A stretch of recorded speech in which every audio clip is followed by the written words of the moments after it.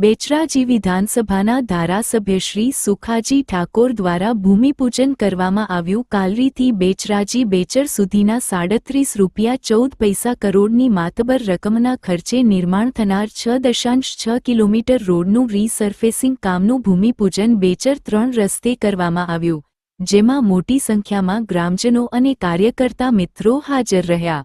રાજ્ય સરકાર દ્વારા રોડ રસ્તાના ઇન્ફ્રાસ્ટ્રક્ચરના વિકાસ કાર્યોથી બેચરાજી વિધાનસભાના નાગરિકોની સુવિધાઓ અને સુખાકારીમાં સતત વધારો થઈ રહ્યો છે।